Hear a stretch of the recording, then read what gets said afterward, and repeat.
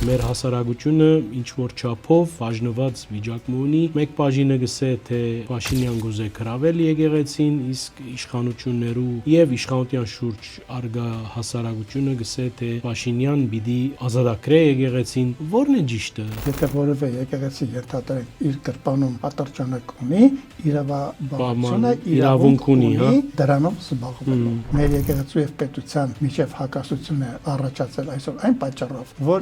եկեղեցին օգտագործվում է որպես պետական իշխանական միավոր։ Մեր եկեղեցին այսօր համված է մեր պետության դեմ։ Բնականաբար նոր սկսվող պետություն ենք։ Տասնյակ թերություններ կլինեն, տասնյակ թերություններ կան, բայց եկեղեցին թողը թերությունները ցույց տա եւ ոչ թե վեր կենա վազի Մոսկվա շքանշաններ ու հանձնարարություններ ստանալ։ Ինչքանով կկարևորեք պետության կոնցեպտը, պետություն ունենալու հիմունքը, այսօր մենք ուր ենք այդ դրվածքները։ Մշակույթի բարձրագույն ձևը պետությունն է։ Եթե մենք պետություն չկարողանանք կառուցենք, հանգարց որևէ մեկը թող չելնի բարձրանա, թե մենք մշակույթ ունենք։ Հաղթում են այն ժողովուրդները, ովքեր պարտվելուց հետո իրենց մեջ ապրելու, շարունակելու կորով ուժ են գտնում։ Ամեն մի պարտություն հաղթանակի գրավական է, ինչպես որ պատմությունը մեզ ցույց տվեց, որ ամեն մի հաղթանակ էլ կարող է պարտության դուռ լինել։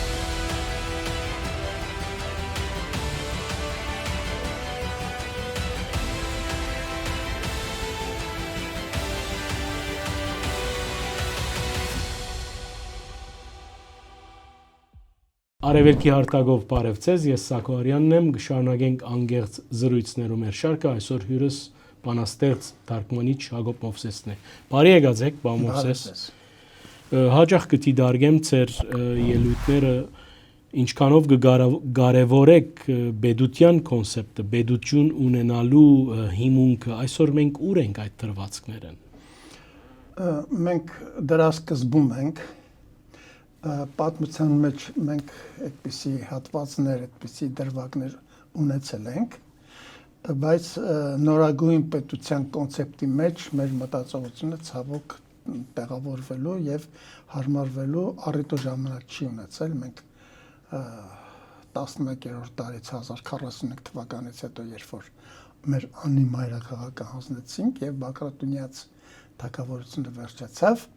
մենք ճիշտ է պետական այսինչ այնինչ կազմավորումները փոքրիկ հատվածական ունեցել ենք, բայց պետական դիսցիպլինար մտածողություն չենք ունեցել։ Չի ասի, թե երկրորդ հանրապետության ժամանակ ունեցել ենք Հայաստանի սովետական սոցիալիստական հանրապետություն, սովետական միության կազմում, որը ես համարում եմ, որ մեզ համար հատկապես դարասկզբի ողբերգություններից հետո 1915-ից մինչև 20 թվականները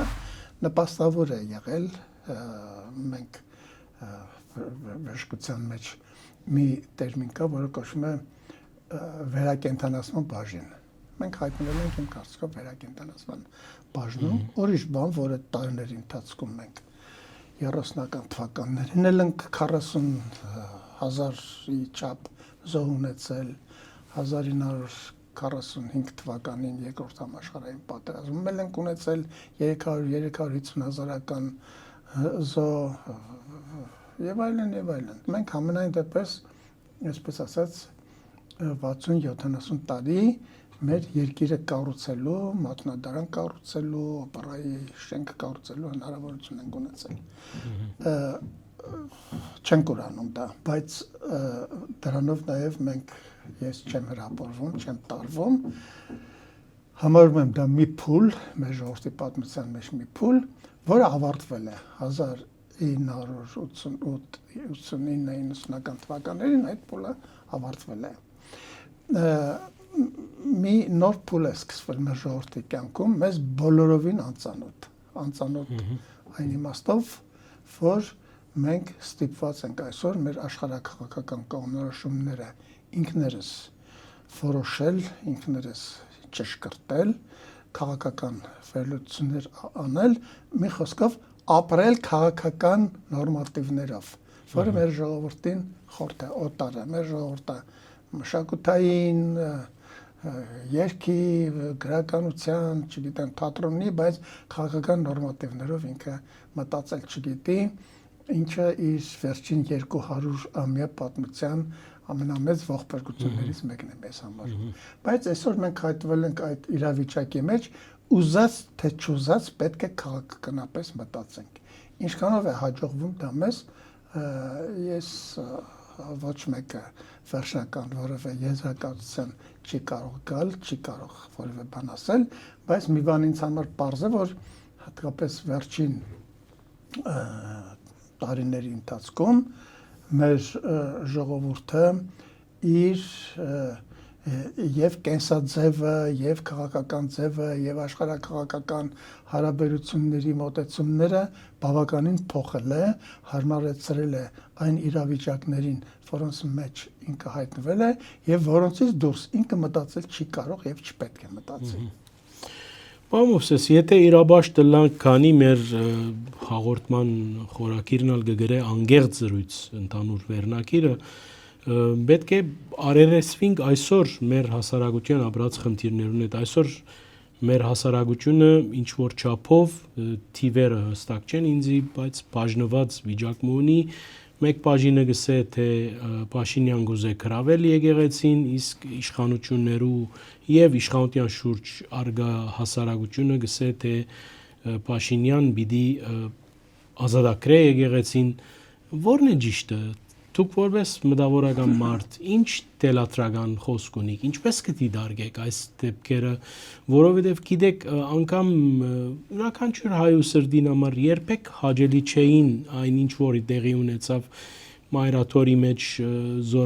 զորագաններու, զինվորներու ներկայությունը,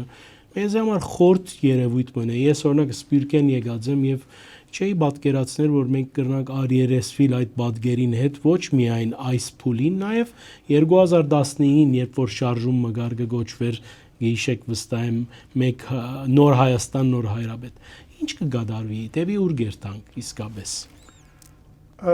Ուրեմն ցավոք մենք ստիպված ենք վերջին ժամանակներում անընդհատ անդրադառնալ այդ թեմային, ես բազմիցս անդրադարձել եմ, մի անգամ եւս ասեմ հետեւյալը։ Եկեղեցին հայ ժողովրդի պատմության մեջ անուրանալի դերակատարություն կշիռ ունի, մեր ժողովրդի կյանքում ունի անուրանալի ներկայություն։ Մեր պետության բացակայության ժամանակներում եկեղեցին էտատիզմ բառը ես այս պահին չգտա, պետությունապաշտության մի այսպես ասած մոտիվ է մտցրել մեր ժողովրդի մեջ եւ մեր ժողովրդի եկեղեցու շուրջ հավաքվելով նաև կարողացել է կարգի, օրենքի, եղբայրության եւ այլն պետական աքսեսուարների շուրջ հավաքվել։ Բայց ցավոք պետության դեր ստանձնելով, ստիպված լինելով պետության դեր ստանձնել, մեր եկեղեցին երբեմն պետությունը աշխարհիկ կյանքը եւ պետական կյանքը խառնել է իրար։ Օրինակ, եթե դուք 15-16-րդ դարերի մեր պատմագրությանը ծանոթ լինեք, իմ ասացի բազմաթիվ ապացույցներ կգտնեք եկեղեցին, ուրեմն մեր հանրության հետ հարաբերությունների մեջ բազմաթիվ կոնֆլիկտներ են ունեցել, որոնք հասարակության եւ պետության կոնֆլիկտների են նման։ Օրինակ, հարկային քաղաքականության մեջ որտեղ գրել է մի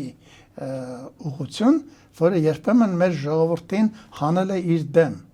ավելին ընդվզել է ժողովուրդը։ Ընդվզել է, ոչ միայն ընդվզել է, երբեմն հարկային քաղաքականության շնորհիվ առանձնապես 15, 16, 17-րդ դարերում մեր ժողովրդի մի զգալի հատվածը իսլամ են ընդունել, որպեսզի այդ ուրեմն զերծ մնա, հարգերից, զերծ մնա այդ շահագործումներից։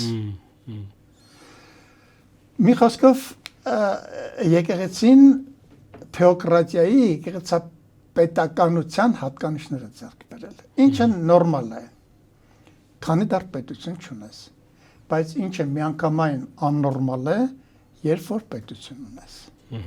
Երբ որ մենք չխոսենք այն մասին, որ սովետական Հայաստանում եկեղեցին մեկուսացված մի կառույց է ունեցել, առանձնապես հանդեսված նույնիսկ։ Այո, հանդեսված առանձնապես խոշոր քաղաքական տեսանելի գործունեություն չի ունեցել։ Բայց հիմա մենք ունենք պետություն, լավ թե վատ պետություն, 30-35 տարվա պետություն, որը բազմաթիվ խնդիրներ ունի կատարելու եւ որտեղ եկեղեցին իր ավանդական պետական, այսպես ասած, մոնոպոլիայի կամ թեկուզ ոչ թե մոնոպոլիայի, այլ պետական ստանձնության ղեկերը պետք է հանձնի իր պետությանը։ Դա աքսիոմա է։ Երբ որ դու պետության մեջ եկեղեցի պետություն ես ունենում, քո պետության հակառակորդները օգտվում են նաև այդ պետության ընձեռնելիք հնարավորություններից ակնարկը սկսել։ Այսինքն գործիք են դարձնում։ Գործիք են դարձնում, միանգամայն հասկանալի է, այսօր մեր հասարակության մեջ լիքը շշուկներ կան, որ եկեղեցին ուրեմն ռուսական կամ ոչ ռուսական գաղտնի ծառայությունների գործակալների կենտրոն է, թե սրանց որ մասն է ճիշտ, որ մասն է սխալ, թողնենք մի կողմ, բայց մենք բոլորս տեսնում ենք, որ դա այդպես է։ Այսօր մեր աշխարհաքաղաքական իրավիճակում, երբ որ մենք Ռուսաստանի հետ առանձնահատուկ հարաբերություններ ունենք, իմ կարծիքով մեր եկեղեցին թույլ է տալիս իրեն թույլ է տալիս պետության փոխարեն կամ պետության կողքին կամ պետությունից առաջ ընկնելով աշխարհաքաղաքական իրավիճակների եւ հարցերի լուծման մեջ։ Այսինքն սխալ է, որ եկեղեցին արցախցիներու հարցը բարձրացային է, օրինակ անգերձների հարցը բոլորը կարող են բարձրաձայնել, անգամ Երևանի թիվ 28-րդ մանկապարտեզը, բայց արցախցիների հարցը բարձրացնել որպես հումանիտար հարց եւ որպես պետական միջազգային հարաբերությունների հարց, դրանք տարբեր բաներ են։ Ես կարծում եմ, որ սրանք պետք է ստորաբաժանել, տարբաժանել, իհարկե եկեղեցին իր քաղաքական կողմնորոշումները ունի, իր քաղաքական մոտիվները ունի, բայց մեր եկեղեցու պետության հարաբերությունները չեն խզվել այն պատճառով, որ եկեղեցին Արցախի հարց է բարձրացնում։ Ընդհակառակը այդտեղ մեր եկեղեցին կարող է պետությանը օգնել։ Մեր եկեղեցու եւ պետության միջև հակասություն է առաջացել այսօր այն պատճառով, որ եկեղեցին օգտագործվում է որպես պետական իշխանական միավոր։ Օրինակ, կաթողիկոսին հրավիրում են Բելարուսիա, եկեղեցու բացման, ինչը նորմալ է, կարող է գնալ, բայց հաշվի առնելով Բելարուսիայի նախագահի եւ մեր դիրքորոշումները եւ մեր կառավարության դիրքորոշումների միջև ահռելի ուրեմն ճեղքվածքը, շատ խորամանկորեն Բելարուսիայի կառավարությունը, Բելարուսիայի կառավարությունը գիտենք թե ում կառավարությունն է, մեր եկեղեցու գլխավորին ընդունում է պետական արարողակարգերով, որպես պետության ներկայացիչ, որպես ոչ թե ներկայացիչ, այլ պետություն, մեզ հասկացնելով, որ դուք ներսում այդքան էլ հանգիստ չէ ձեր վիճակը։ Մի հատ հանգիստ մնացեք, մենք ձեր պետության մեջ, եթե հարկ լինի, մեր պետությունը եւ մեր պետության գլուխը ունենք։ Սա անթույլատրելի է։ Դուք որդիականս եմ հորթորով թիմեցիք Կարեկին Կաթողիկոսին, արդյոք որևէ արձական կամ ծեր նման մտավորականները որևէ նախաձեռնություն ունելու են այդ առումով, որովհետև այս դակնաբը օրեօր ավելի գսրի եւ իսկապես բոլորս անորոշության մեջ ենք եւ լույսի բադուհամը կփնտրենք ի վերջո, որովհետև եկեղեցվո խոցվելը նաև մեր հասարակության համար վնասակար է, այսինքն փախումի միջոցով Ես չեմ կարծում, թե մեր եկեղեցու հետ բախում է եղել, դուք մի քիչ առաջ ինչ որ զինվորականների ներկայություն հիշատակեցիք մաշ տաճարում, ես այդպիսի բան չեմ հիշում։ Այդ Միքայել Սրբազանի ժամանակ, երբ որ մի գանչվեր հարցակնության ԱԱԾ-ի հատուկ զորայիններ նկատեց։ Դա զինվորական ներկայություն։ Դա իրավաբահ մարմինների ներկայությունն է, եկեղեցին իրավապահության սահմաններում ենթակա է իրավապահ ուրեմն նորմատիվների, եթե որևէ եկեղեցի ենթադրենք իր կրպանում խաչի փոխարեն իր կրծքի խաչի փոխարեն իր կրպանում ատրճանակ ունի, իրավաբանությունը իրավունք ունի դրանով զբաղվելու։ Սա այս մասին։ Ինչ վերաբերում է հակասությանը, իհարկե տհաճ հակասություն է։ Մենք կուզենանք, որ այս հակասությունը չլար, բայց ես չեմ կարծում, թե սա եկեղեցու եւ պետության հակասություն է։ Ես այդ կարծիքին չեմ։ Ես այդ կարծիքին եմ, այն կարծիքին եմ, որ սա պետության կողքին ստեղծված մի մարմնի, մի օրգանիզմի հակասություն է պետության հետ, որը կրկնում նորից կրկնում ուզում է պետական գործառույթներ իրականացնել, ելնելով իր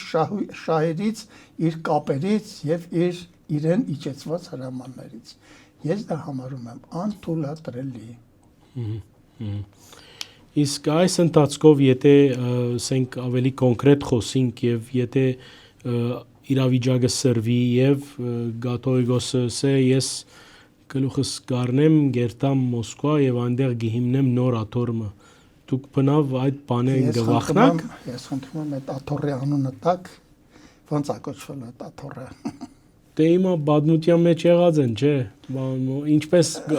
աջած են։ Մենք այսօր ունենք 4 նվիրաբեդական աթոռներ։ Բոլսո, Մեծիդան Անգելիկիո։ Մենք էլ Հայաստանում կստեղծենք հայաստանյաց առաքելական եկեղեցու Սուրբ նվիրապետական աթոռը, որը ակնածանք կծնի ժողովրդի մեջ եւ որին կծառայի իր հավատացյալ ժողովուրդը։ Այսինքն դուք մտավախություններ չունիք այդ բանի։ Բոլորովին մտավախություն չունեմ։ Գիտեք,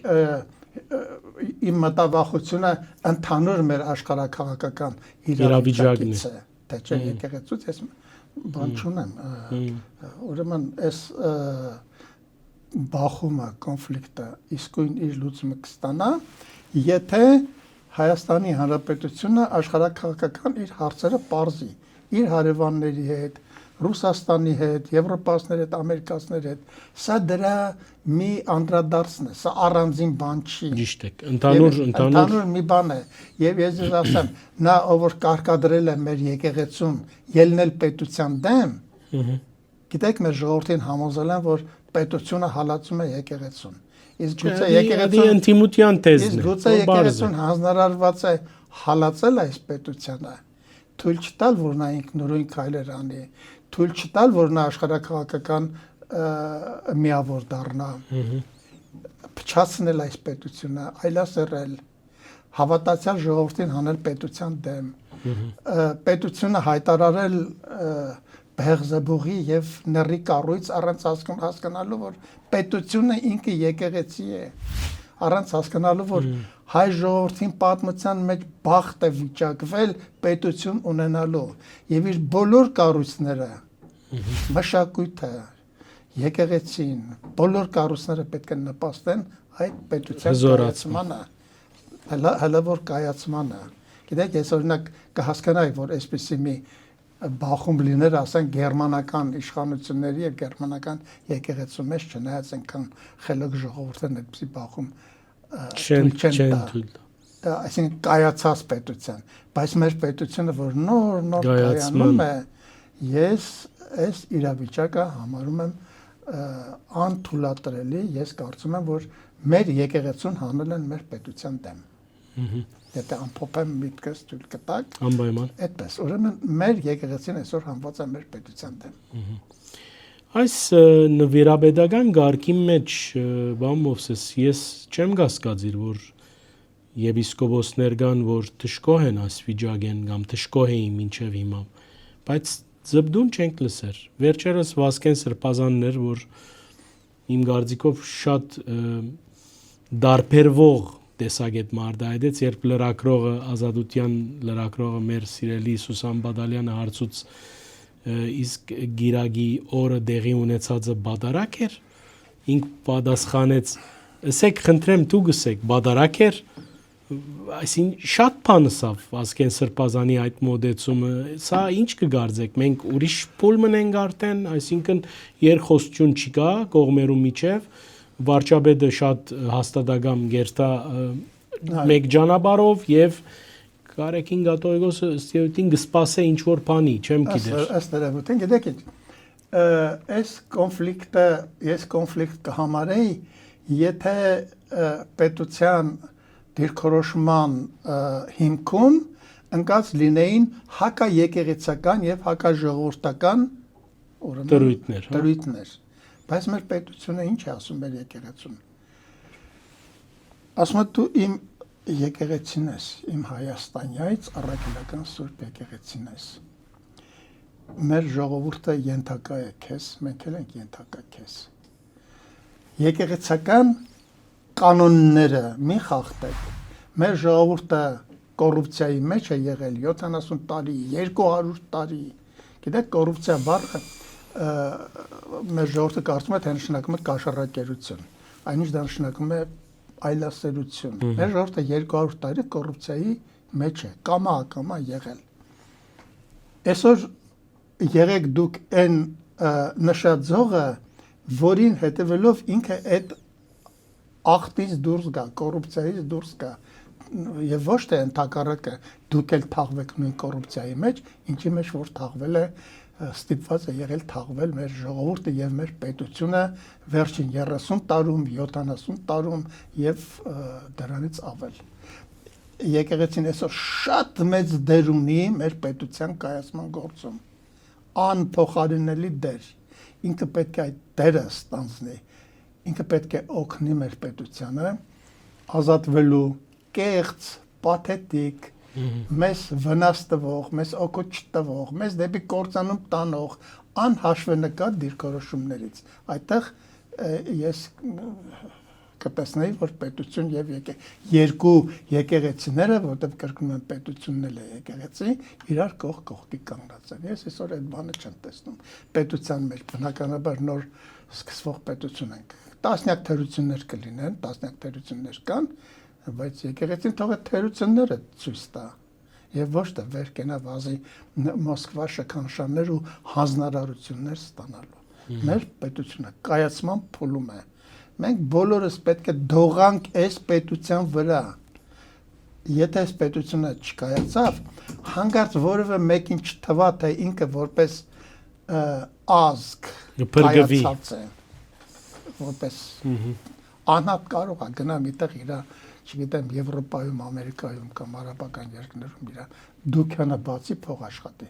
բայց ես ուզում եմ, որ մենք որպես էթնոս կայանանք։ Էթնոսի կայացման միակ ճանապարհը պետությունն է։ 10-րդ դարի մի շվեյցարացի մեծ գիտնական, պատմաբան, քաղաքագետ կա, Յակոբ Բուրքհարտ, որի ասույթը ինձ համար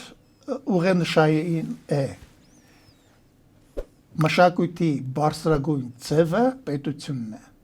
Եթե մենք պետություն չկարողանանք կառուցենք, հանկարծ որևէ մեկը թող չելնի բարձրանա, թե մենք մշակույթ ունենք։ Եթե մշակույթը պետություն չի դառնում, այդ նշանակում է, որ քո մեղուների բերած ծաղկեփոշին մեղր չի դառնում։ Դու պետակ չես կարողանում սարքես։ Այսինքն վերացական խոսակցություններ են մեր բոլոր խոսակցությունները։ Մեր երգը, գրականությունը, մանրանկարչությունը, նկարչությունը, կրոնը, հավատը, դավանաբանությունը պետք է պետություն դառնան։ Հասկանում եք։ Աշխարհում քրիստոնեական պատմության, քրիստոնեական մշակույթի կոնցեպտը դա է, այսինքն ամբողջ մեր կրոնական պատկերացումները բերել, աշխարհականացնել եւ դարձնել պետություն, այնպես ինչպես ասված է տերունական աղոթքի մեջ, ինչպես որ երկնքում է քո կամքը, այդպես էլ թող լինի երկրի վրա Աստծո կամքը կարող է լինել պետությամբ կամ Աստծո հակակամքը։ Քիչ առաջ նշեցիք, որ աշխարհակաղակական զարգացումները, մեր շուրջ արգա հոսանքները, քամիները, ենթադրյալ քամիները գմդահոգեն ցես, ի՞նչը նկատի ունեիք։ Առարկայականորեն, օբյեկտիվորեն նախ ասեմ, որ աշխարհը այսօր ալեկոծումների մեջ է, բոլորս գիտենք, վերա դասավորումներ են գնում, առավել եւս մեր տարածաշրջանը, եւ Իրանը, եւ Թուրքիան, եւ Ադրբեջանը, եւ Վրաստանը որոնումների, պրպտումների, կողմնորոշումների մեջ են, հաստատում որևէ բան չկա, եւ այստեղ ուղղակի այդ օծի իմաստնություն է հարկավոր, որովհետեւ մենք կարողանանք այս իրավիճակում ճիշտ կողմնորոշվել եւ հանկարծ մեզ վնաս չտալ։ մեր ժողովուրդը հայտնվել է այսօր մի իրավիճակում, երբ իր նախքին կապերը պետք է ոչ թե ընդհատվեն, այլ վերանորոգվեն։ Մեր ժողովուրդը ոչ մեկի դեմ ոչինչ չունի, ոչ ռուսների, ոչ եվրոպացիների, ոչ ամերիկացիների, ոչ էլ պետք է թուրքերի դեմ ունենա։ Ինքը պետք է որպես նոր կազմավորում, նոր պետություն իր բոլոր քաղաքական հարաբերությունները նորոգի եւ նորովի պատկերացնի ու նորովի դասավորի։ Այս իմաստով ես համարում եմ, որ մեր իրավիճակը պատմության մեջ այժմ եզակի է, ունիկալ է։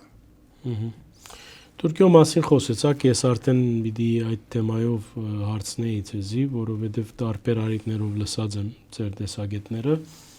Այսօր ինչպես կգնահատեք Հայաստան-Թուրքիա այս կարգավիճակը, ասեմ, թե այս շփումներու այս փուլը մտահոգ եք։ Ուրեմն ես Թուրքիայի մասին մտածելիս ես առաջնորդվում եմ 3 չափանիշներով։ Առաջին, մեր մինչև 1915 թվականին անլուր ողբերգություն է տեղի ունեցել։ Սա մեկ։ Երկրորդ, Թուրքիան այսօր այս տարածաշրջանում, որտեղ մենք ապրում ենք, աշխարհի չասենք թե ուժեղագույն, բայց տեսանելի ներկայություն ունեցող պետություններից է, թե քաղաքականության մեջ, թե տնտեսության մեջ, թե ամենուրեք։ Եվ երրորդ, այդ պետության հետ մենք ունենք մոտավորապես, ես դուք չեմ հիշում թիվը, 300 կիլոմետր սահման։ Այսինքն մենք, այսպես ասած, փախչել Թուրքիա իրողությունից ոչ կարող ենք, ոչ էլ դրա իրավունք ունենք, ինչի փախչենք մի պետությունից, որը մեր հարևանն է, որի հետ մենք սահման ունենք, որի հետ մենք նաև կարող ենք ուրիշ հարաբերություններ ունենալ։ Այս իրողություններից ելնելով ես նորից ուզում եմ շատ ռեալ մտածել եւ մեր ժողովրդի վերաբերմունքը պայմանավորել այսօրվա իրողություններով, որոնք մոռացության չեն մատնում երեկվա իրողությունները, բայց դոմինանտ առաջնորդող չափանիշներ ունենում են այսօրվա իրողությունները։ Այդ իրողությունները պահանջում են, որ մենք մեր հարևանի հետ, մեր դրկիցի հետ ունենանք բարի դրացիական հարաբերություններ։ Այս բարի դրացիականը քաղաքական տերմինոլոգիա է։ Եղբայրություն տերմին քաղաքականության մեջ գոյություն չունի։ Բարի դրացիական հարաբերություններ գոյություն ունի։ Եթե մեր ժողովուրդը սրանք խառնում է իրար հետ,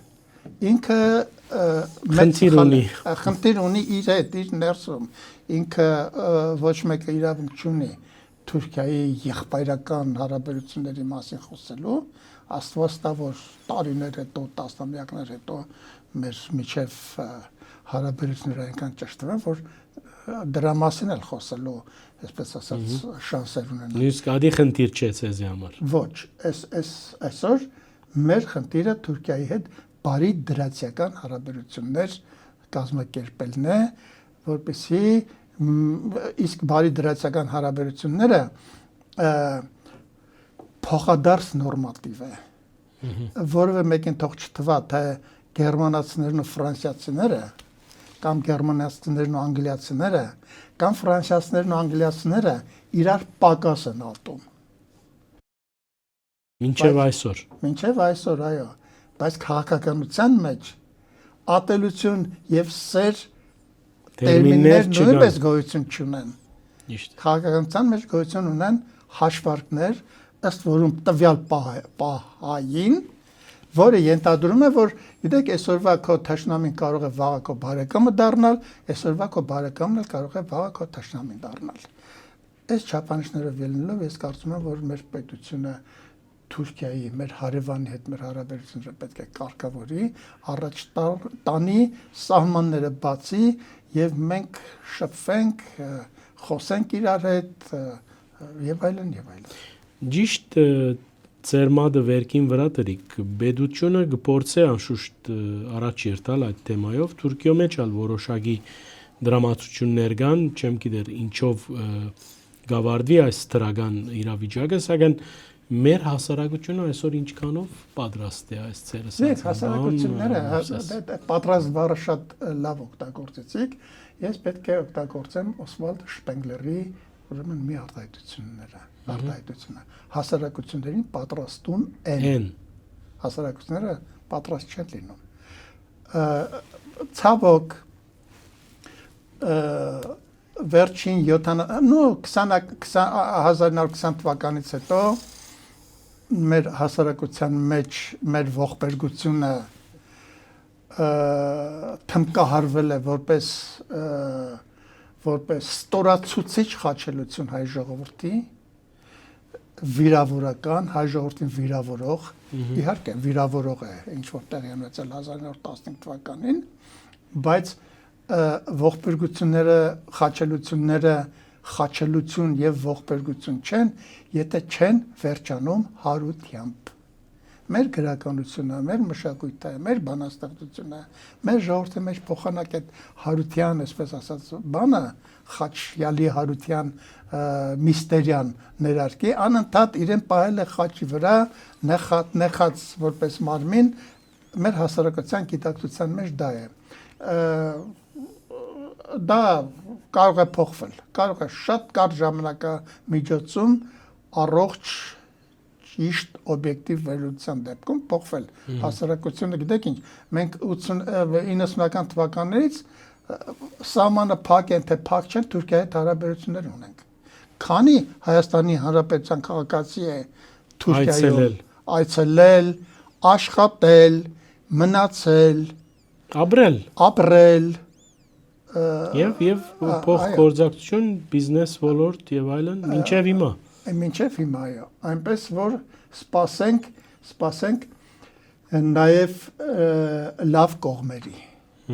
Ես ասում եմ նաև նկատի ունենալով այդ 70 տարվա պրոպագանդան, հիմա սպասենք նաև լավ կողմերի։ Իմիջայլոց Հովհաննես Թումանյանը, որին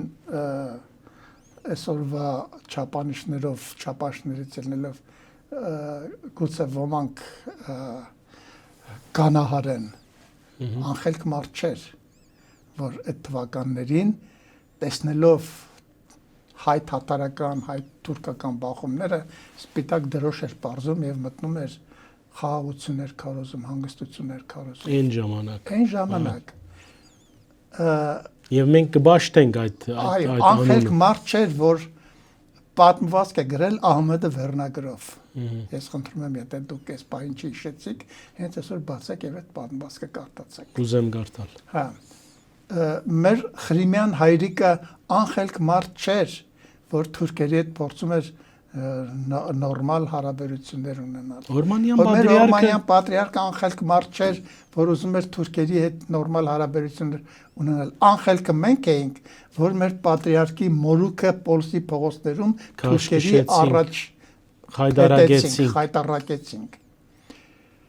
Պատմությունը ինքը նողկալի բան է, լավ պատմություն գոյություն չունի, ինքը հովերգության ճյուղ պատկանում։ Իհարկե նայեք ֆրանսիացիների ու գերմանացիների պատմությունը։ Հաղթում են այն ժողովուրդները, ովքեր պարտվելուց հետո իրենց մեջ ապրելու, շարունակելու կորով ուժ են գտնում։ Եվ իմիջայլոց ամեն մի պարտություն հաղթանակի գրավական է, ինչպես որ պատմությունը մեզ ցույց տվեց, որ ամեն մի հաղթանակ էլ կարող է պարտության դուռ լինել։ Մեր բարակային այդպես եղավ։ Անգերտ զրույց էր, Մամովսես բավական լիացած բազմակողմանի եւ վավերական կրնամսել շնորհակալություն այս արիթին համար։ Արևելքի հարթակի հետևորդներուն պիտի նշեմ, որ այսօր հյուրս Հակոբ Մովսեսն էր, բանաստեղծ, թարգմանիչ, նաեւ հորտորս ցեզի արկելի ագընտիրներ հետևիլ մեր հարթակներուն, մեկնաբանել, դարաձել, այդպիսով խթանած գլակ անգախ մամուլի մեր առաքելությունը բարի մտցես։